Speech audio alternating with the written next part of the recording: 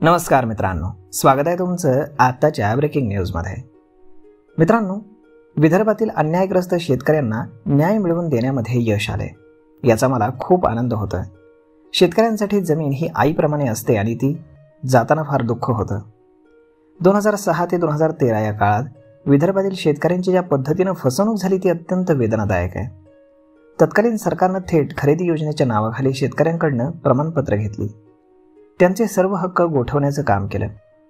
जर शेतकऱ्यांना योग्य वाढीव किंमत दिली असती तर ते मान्य होतं, परंतु त्यांना कमी भाव देऊन त्यांचे हक्क हिरावून घेण्यात आले, असा गंभीर आरोप मुख्यमंत्री देवेंद्र फडणवीस यांनी अमरावतीमध्ये बोलताना केला।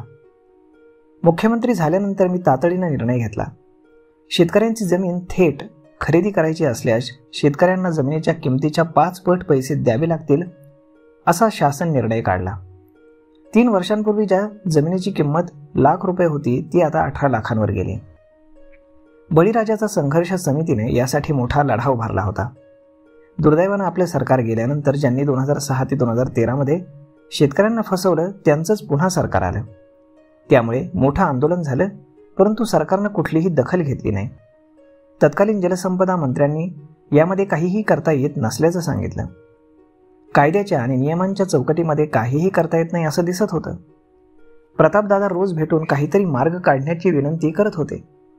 त्यानंतर आम्ही विधी आणि न्याय विभागाकडे मार्गदर्शन मागवलं आणि राज्याच्या महाधिवक्त्यांशी चर्चा केली। सरकारी पैसा खर्च करताना कायदेशीर बाजू तपासणं अत्यंत गरजेचं असतं, असंही देवेंद्र फडणवीस यांनी नमूद केलं। कायदेशीर वाट नाही म्हणून अन्याय सहन करायचा हे योग्य नाही। जलसंपदा अधिकाऱ्यांनी कणखर भूमिका घेतली आणि विदर्भामध्ये नेहमीच असा अन्याय का होतो याची मला खंत वाटत होती आणि याच वेदनेतनं आपण काम केलं।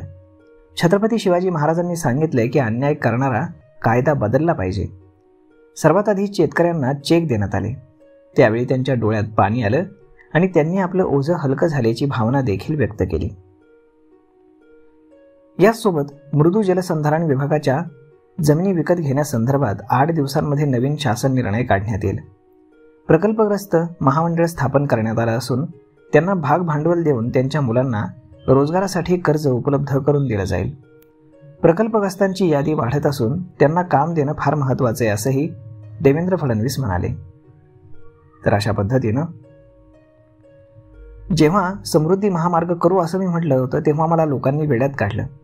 55,000 कोटींचा रस्ता कधी होतो का? असा रस्ता कधी होणार आहे का? पण मी सांगायचो की असा रस्ता विदर्भाची लाईफलाईन ठरेल। विदर्भातील उद्योग येण्याकरता, व्यापारासाठी आणि शेतकऱ्यांच्या मालाला भाव मिळण्यासाठी हा समृद्धी महामार्ग अत्यंत महत्त्वाचा आहे। परंतु लोक मला तेव्हा वेड्यात काढायची, पण आपण तो समृद्धी महामार्ग बनवून दाखवला। केंद्र सरकार शेतकऱ्यांना 6,000 रुपये देते, त्याचप्रमाणे राज्य सरकार देखील 6,000 रुपये देणार आहे। शेतीमध्ये गुंतवणूक वाढवून शेती फायद्याची झाली पाहिजे यासाठी आपलं सरकार काम करतंय, असंही देवेंद्र फडणवीस यांनी सांगितलं। अशा पद्धतीनं त्यांनी लाडका शेतकरी योजना याचे देखील एक उद्घाटन केलेलं आहे। तर मग मित्रांनो, हा व्हिडिओ, ही माहिती तुम्हाला कशी वाटली हे तुम्ही आम्हाला कमेंट करून नक्कीच सांगा आणि जर आवडली असेल तर आपल्या जवळच्या मित्रमंडळींसोबत देखील हा व्हिडिओ तुम्ही शेअर करायला विसरू नका। धन्यवाद।